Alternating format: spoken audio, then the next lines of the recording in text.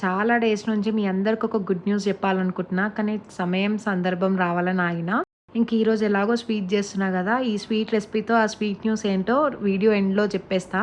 ఇంతకీ స్వీట్ ఎందుకు చేస్తున్నా అంటే సంతోష్ వాళ్ళ ఆఫీస్‌లో ఉగాది స్పెషల్ సేమియా చేయమనుండే. అదే పాట్‌లక్ అంటే స్వీట్ అండ్ హాట్ స్నాక్స్ అంట.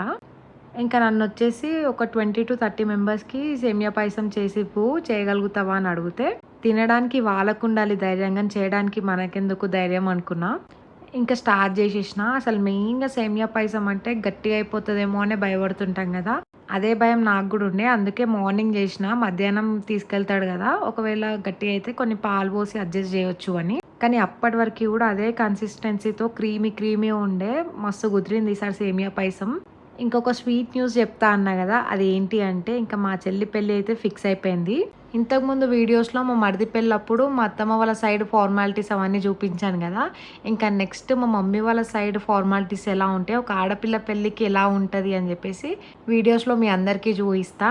పెళ్లి ఫార్మాలిటీసే గాదు, దానికి కావాల్సిన షాపింగ్, డెకరేషన్ అన్నీ గూడా మీకు నా ఛానల్‌లో అప్డేట్ చేస్తుంటాను. నార్మల్‌గా చెప్పాలనిపియలేదు నాకు. ఇలా ఏదైనా స్పెషల్ డిష్ చేసినప్పుడు చెప్పాలనిపించింది. అందుకే ఇన్ని రోజులు ఆగిన. ఇంకా నేను చేసిన సేమియా పాయసం అయితే రెడీ అయిపోయింది. లాస్ట్‌లో డ్రై ఫ్రూట్స్ ఏసి అలా కలిపేసి స్టవ్ ఆఫ్ చేసేసా. ఆ మాత్రం పల్చగా ఉంటేనే కొంచెం గట్టి పడతదనమాట. అప్పుడు క్రీమీ టెక్స్చర్ వస్తది. టేస్ట్ మాత్రం సూపర్ ఉండే. ఇంకెందుకు లేట్, నా వీడియోని వెంటనే లైక్ చేసి నా ఛానల్‌ని సబ్స్క్రైబ్ చేసుకోండి. మళ్ళీ నెక్స్ట్ వీడియోలో కలుద్దాం. బాయ్.